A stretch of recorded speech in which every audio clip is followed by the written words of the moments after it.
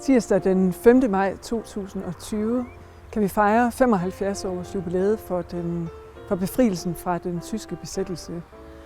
Nazismen og krigen trækker dybe spor gennem hele det 20. århundrede.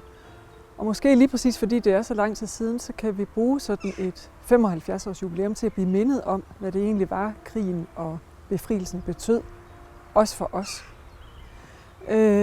Når man ser sig rundt om i landskabet omkring Gammel Ry, så er der ret få, men meget markante spor efter krigen. Vi har flyverpladsen og flygtningelejren syd for byen. Vi har en mindesten nede ved skolen, som blev rejst et par år efter befrielsen. Og så har vi her på Gammel Ry Kirkegård en helt bestemt grav, som jeg godt kunne tænke mig at vise dig. Graven her rummer 7 unge mænd, 4 englændere og 3 canadiere. Og de ligger her langt hjemmefra, og det gør de, fordi de var 7 flyvere, som den 27. august 1944 blev skudt ned, og flyet styrtede ned på en mark syd for Gammel Ry. Og her bag ved mig står Anders Lund, som ejer den mark, som flyet faldt ned på, og han og hans familie har en helt særlig historie med flyverne og med flyvergraven, som jeg godt kunne tænke mig at høre lidt mere om. Det, der skete, det var, at besætningen her på vej hjem fra et bombetogt til Danzigbugten, de styrter ned på min bedstefars mark.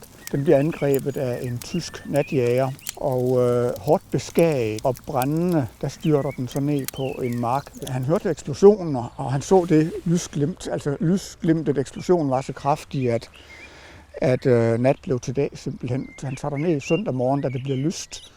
Og han får lov til at komme inden for afspærringen, og det er rigtig grimt. Han fortryder bagefter, at han har været derinde. Det er en grum oplevelse. Fra det øjeblik af og resten af hans liv, der føler han en ubetalelig gæld til de her 7 unge mænd, fordi han får hans frihed, og de unge mænd her, det er dem, der betaler prisen. De ligger formentlig her på Gammel Ry Kirkegård, fordi at det var Gammel Ry flyveplads, soldaterne der havde hovedansvaret for at rydde op ned på marken. Og så har de jo sandsynligvis valgt stedet her.